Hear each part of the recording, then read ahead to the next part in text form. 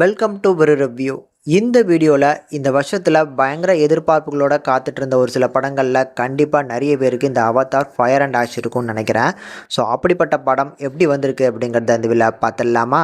First of all நான்லாம் வந்து பார்த்திங்கன்னா சில படங்கள் டேரக்டருக்காக போவேன், அண்ட் சில படங்கள் வந்து பார்த்திங்கன்னா கதைக்காக போவேன், அண்ட் சில படங்கள் வந்து பார்த்திங்கன்னா விஷுவல் எக்ஸ்பீரியன்ஸ்க்காக போவேன். ஆனால் அந்த மூணுத்தையுமே ஒன்றா கொடுக்கக்கூடிய ஒரு நபர் அப்படின்னா கண்டிப்பாக ஜேம்ஸ் கேமரான் தான்.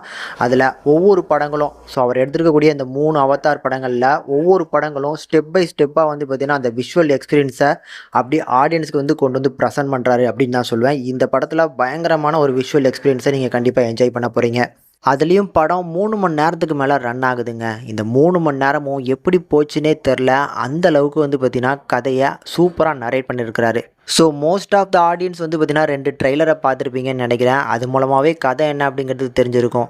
எனக்கு என்ன அப்படின்னா, இதுக்கப்புறம் வந்து இந்த மாதிரியான ஒரு படம் வருது அப்படின்னா அனௌன்ஸ்மெண்ட்டோட நம்ம விட்டுருணுங்க. இந்த ட்ரெய்லருக்குள்ளுக்கெலாம் போகாமல் இருந்தாலே பாதி படங்கள் வந்து பார்த்திங்கன்னா உள்ளுக்குள்ள அந்த டேரெக்டாகவே எக்ஸ்பீரியன்ஸ் பண்ணிடலாம் போல இருக்குது. ஏன்னா ட்ரெய்லர்லேயே முக்கியமான சீன்ஸ் எல்லாம் வந்துருச்சு.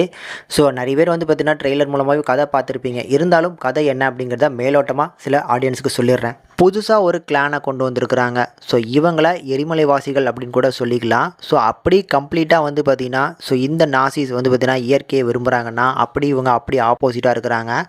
பேசிக்காகவே இவங்க வந்து ஒரு பயங்கர ரூடாக கோவங்கள் நிறைஞ்ச ஒரு ஆட்களாக இருக்கிறாங்க. இவங்களுக்கும் அவங்களுக்கும் ஆகாது போல். இப்படிப்பட்ட ஒரு சுச்சுவேஷனில் தான் வந்து எதிரிக்கு எதிரி நண்பன் அப்படிங்கிற மாதிரி நம்ம கேனல் வந்து இவங்களோட கை கோத்து அவருக்கு ஒரு முக்கியமான விஷயத்தினால வந்து பார்த்திங்கன்னா இந்த கும்பல் வந்து தேவைப்படுறாங்க.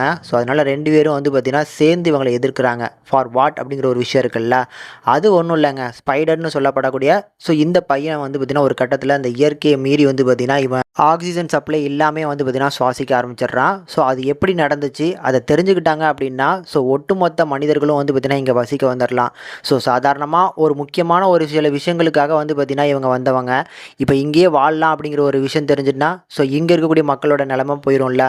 அதனால் நடக்கக்கூடிய ஒரு போராக தான் காமிச்சிருப்பாங்க.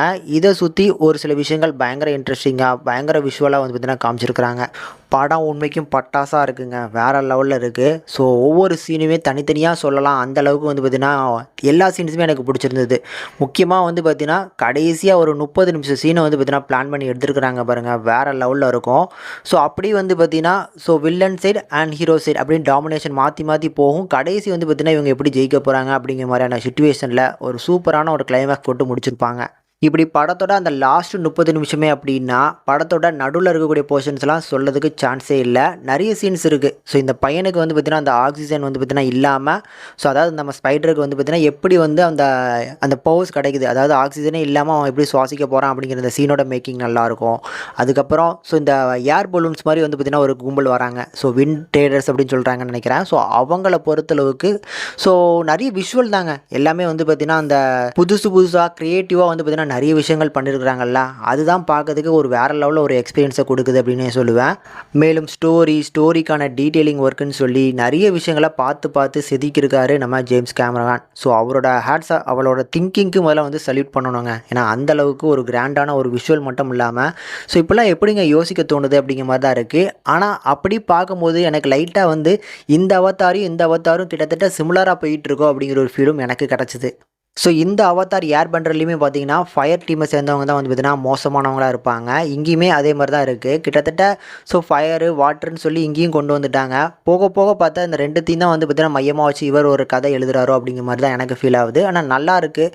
பெருசாக எந்த ஒரு இடத்துலையுமே குறை சொல்கிற மாதிரி இங்கே எதுவுமே பண்ணலை. அதனால் பார்க்கறதுக்கு நீங்கள் என்ன எதிர்பார்த்து உள்ளுக்குள்ளே போவீங்களோ அதை கண்டிப்பாக ஒரு நல்ல எக்ஸ்பீரியன்ஸோடு தான் நீங்கள் வெளியில் வருவீங்க. தாராளமாக ட்ரை பண்ணலாம். ஒரு மஸ்ட் வாட்சபிள்.